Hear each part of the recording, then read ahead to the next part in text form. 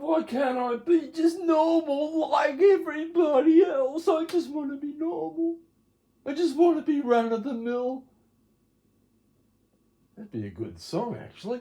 I just want to be run-of-the-mill, run-of-the-mill, run-of-the-mill. Why can't I be slightly different or highly exaggerated? Why cannot I flash my debonair, some would say cavalier attitude? Perhaps Wensleydale? That's your name, isn't it, Wensleydale? B-I-O-Y-F-A. That's the phrase they love to say. Lifts my heart every day. The more they pray and pray and pray.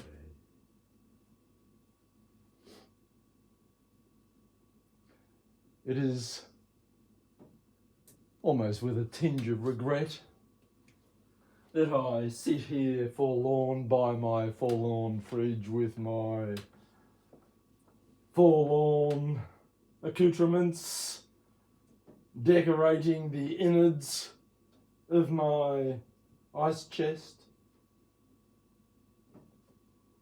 I who had little and am mocked by many and all, and rejoice in that fact.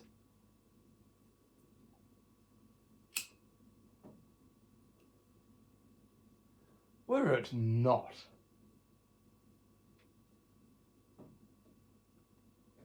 for a very small, inconsequential, minute amount of people, I would be a nobody. Absolute nobody. No one would listen to me. No one would watch me. I couldn't do whatever I wanted to do. But now that I am a serious entertainer and willing to take the absolute fucking mickey out of every single person that I could possibly think of.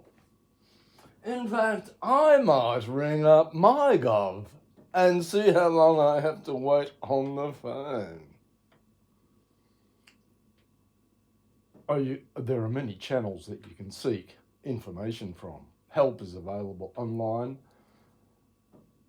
and many community sites that do help, say, getting you a government grant. Because there are some issues, and I digress, I'm going to get a little bit political here. But there's an old lady in Donald, her name is Esme. She has a complaint. She says that as of this evening, there were 25 million invisible pedophiles all banging on her back door, begging for a can of baked beans each. Where is she to get the money? Let me ask you that much. Can she apply for a grant? Has she worked in a leading academic institution for the last 17,000 years? All of her research has been peer-reviewed by everybody on the planet, including Plato, Aristotle, Pliny, and Pythagoras. That's how hard it is to get a grant in Australia.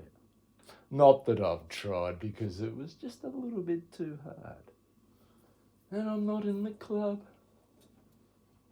I was listening to, actually, some very entertaining conversations between some members of the club.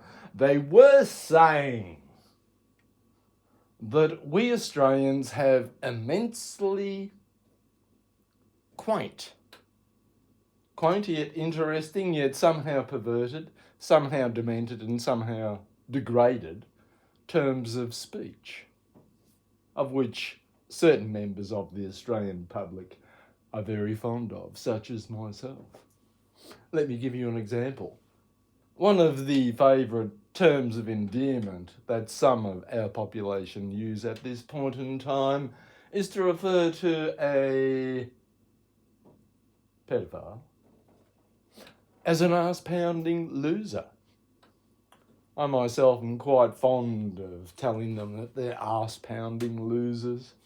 Very fond, in fact. In fact, I remind them every single day that you, sir, well, not exactly, Sue, but loser, you are an ass-pounding loser. Face up to the facts, look in the mirror, say to yourself, there's a loser. Try and grin, but you can't, because you don't know what grinning is, you don't know what human emotions are, and you never laugh and you never smile.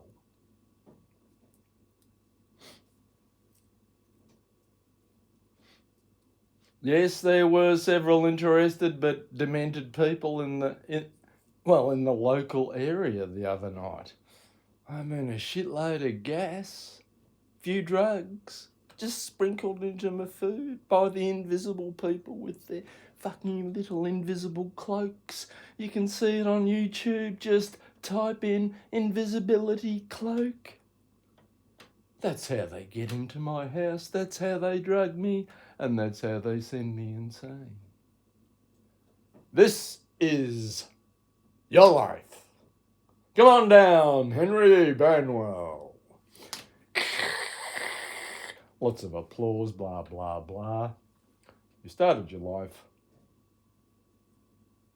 as a child in a rural area, surrounded by animals, crops, and sundry relatives, locals, and demented madmen and mad women.